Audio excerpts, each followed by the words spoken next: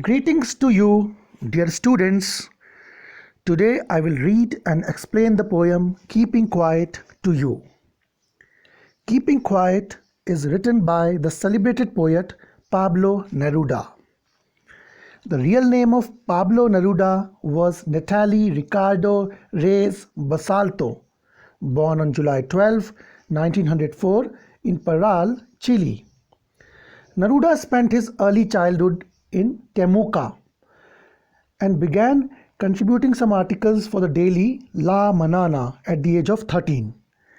In 1920, he adopted the pen name Pablo Neruda in the memory of the Czechoslovakian poet John Neruda.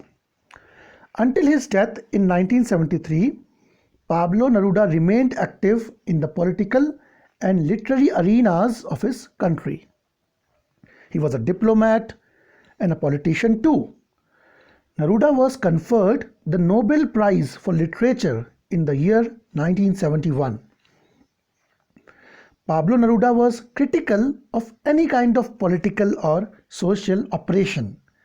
His poem, Keeping Quiet, is a call for the introspection for all human beings who have been divided on the lines of race, language, and nationalities. This poem was originally written in Spanish, then subsequently translated into English. So the poem is presented in the form of an exercise for meditation in silence. So poet is appealing to all the people of the world for soul searching, for deep meditation, for contemplation, so that they can have a sense of self-realization.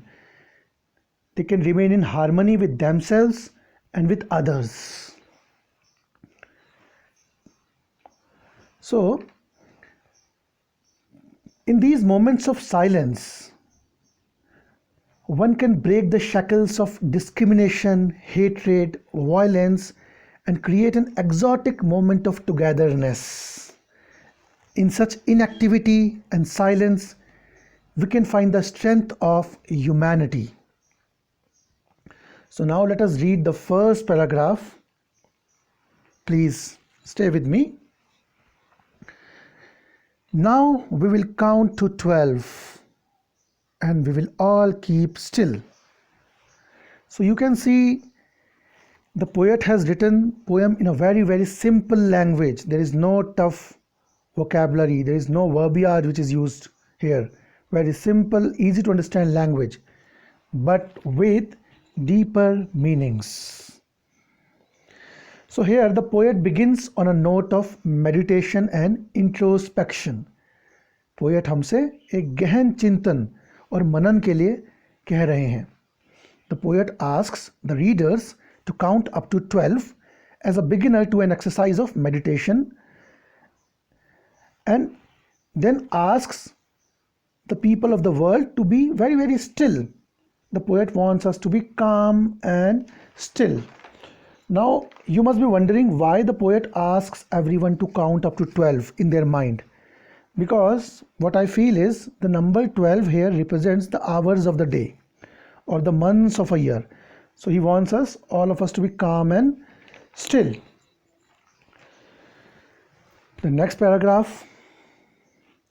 For once on the face of the earth, let's not speak in any language. Let's stop for 1 second and not move our arms so much. The poet says, let's not speak in any language. Let's be silent, be calm. Let us come to a state of standstill. Here the poet is encouraging a unified movement among people with no discrimination based on race, color, or language. So this would be a mass movement for the first time on the face of the earth and would greatly enhance unity. So let us stop for a moment and not move our hands so much in violence. That is, let us not fight and argue so much. Let us become peaceful. Let us be pacific. Let us be placid. The word arms here has two interpretations. One is arms means hands, and second, arms means the arms and ammunitions. The poet is appealing to all people of the world to Stop wars, stop using ammunitions, stop moving your hands in violence. Just ponder, just meditate. So now you can see that this is quite to an extent portraying the times in which we are living these days, the lockdown time due to corona pandemic. You know, it's quite similar to the lockdown times. So we are confined to our homes. There are no wars, no frictions, no fighting. Just we are silent in our homes. Maybe we are meditating and introspecting in our homes, just pondering about the futility of all superficial and external things in life. Now, we must be having this self realization nowadays. Everything which is external is so much superficial. Just we are getting enough time. The Almighty God is giving us time to think about ourselves, to know our essential nature, to know what is the purpose of life, to know, to realize why we are running in this rat race, what we are seeking after, what we are hunting for. Everything in this world is so trivial, so petty, so powerless, so insignificant. So we are just realizing our insignificance in the face of nature. We are understanding the mightiness, the prowess of the formidable nature, the prowess, the force of God, the Almighty. So we are just realizing our helplessness as to our subjugation by the formidable powers of nature. So the times in the poem are quite matching the prevailing times, quite similar, है ना? तो match कर रहा है आज के time से. Then we come to the next paragraph. It would be an exotic moment without rush, without engines. We would all be together in a sudden strangeness. So again in this paragraph, the poet is portraying the prevailing similar conditions of lockdown. He's asking us to stop engines, stop factories, stop machines, stop vehicles, just come to a standstill, come to a sudden pause, come to take a break, relax. Why we are running in a rat race? What is the haste? What is the use? Nothing. Just contemplate, go for self-realization. The poet says it would be a splendid moment with reduced industrial activities, that is, reduced sounds of engines, vehicles, machinery. The silence or the peace would form the common link between all of us, bringing all of us together. So it's quite interesting to read this poem because it's appealing to all of us in the current times. So now I come to the next paragraph. Fishermen in the cold sea would not harm whales, and the man gathering salt would look at his hurt hands.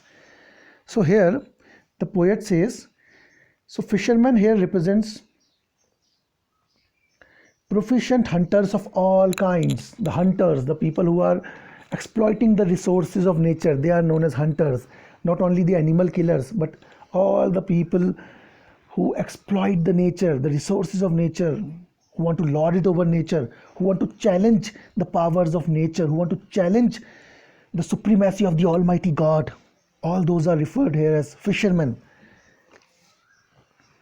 The whales here represent the oppressed class of human beings because of their helplessness. It is therefore a cry for the oppressed. In this quiet moment of introspection, people will stop hurting others in an attempt to understand themselves.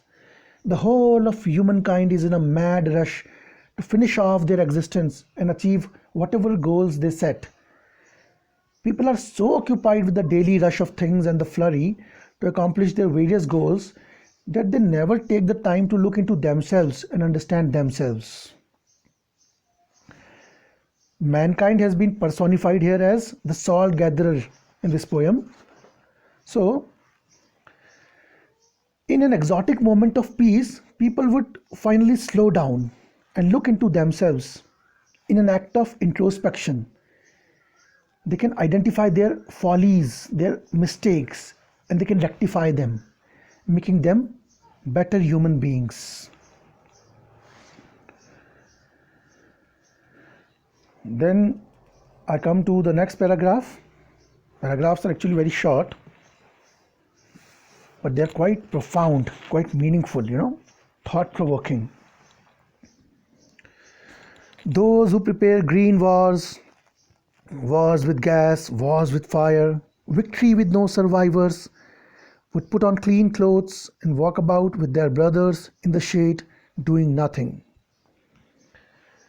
So here the poet says green wars can be thought of as wars wherein people utilize nature to hide, that is, to conceal themselves among the foliage of forest or make use of the environment.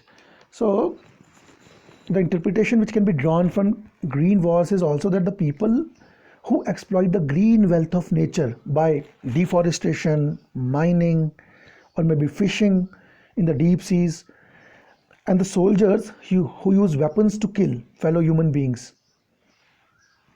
So they need to introspect into the consequences of their actions. So they are merely doing their job or following orders without thinking about the results of those wars and those killings. They need to stop for some time and think about the results, think about the utility of all these things.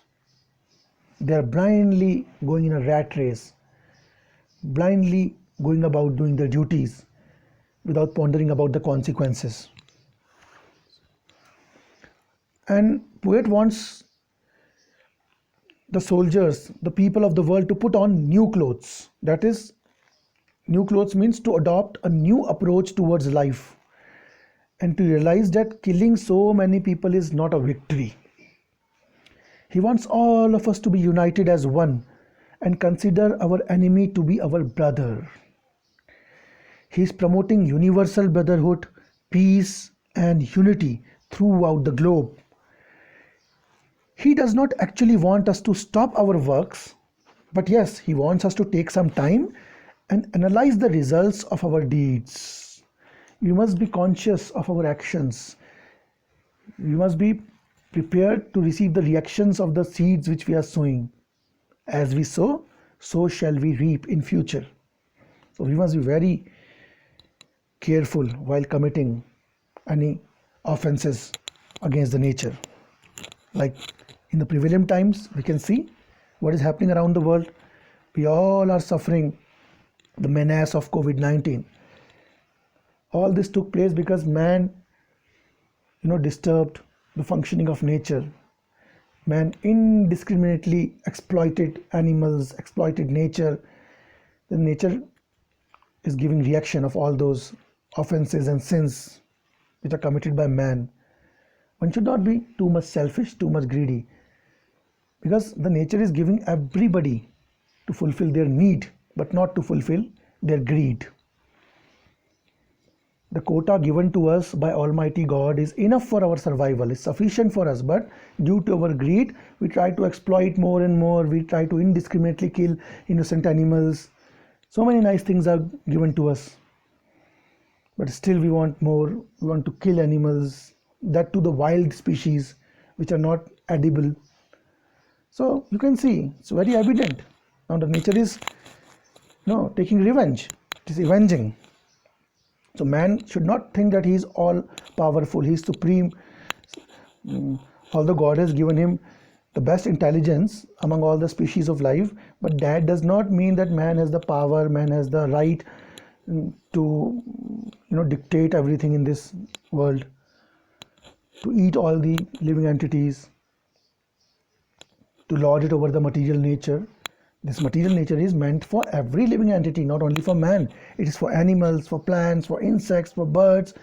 Nature is impartial to everyone. But it is only humans who are very selfish. So please take a lesson from this menace, from this cataclysm, from this calamity.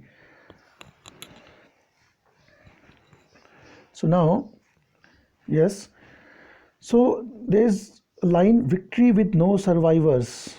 So this line is a paradox. The poet is saying that people who win a war, they claim to possess victory. But is that so? Do you think that victory is real victory? Have we not lost tremendous lives in the process of getting that victory?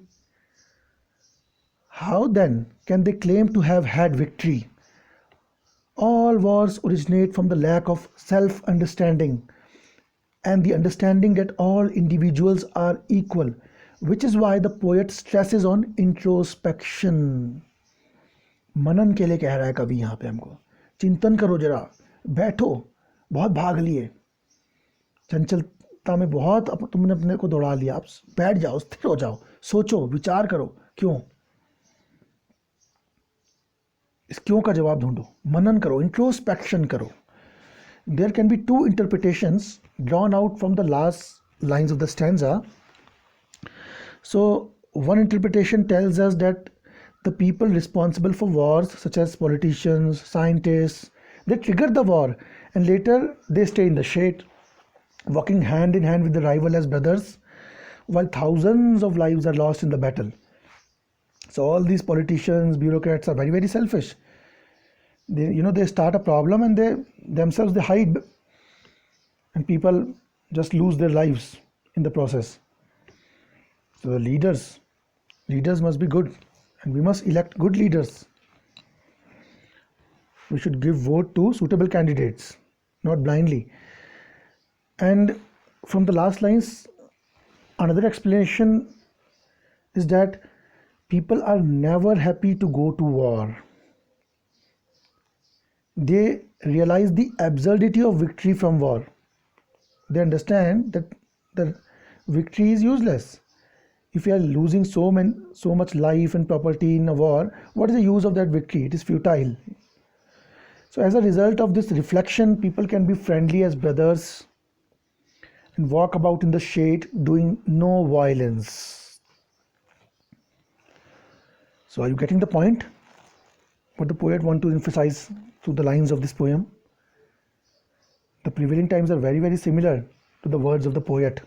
हमें समझना होगा. अगर हम नहीं समझेंगे तो nature हमको ज़बरदस्ती समझाएगा अपनी शक्तियों से, अपनी पावर्स से. So this is all about the first part of the poem. So we'll start the next part in our next video. Till then, please revise this and take care. Bye.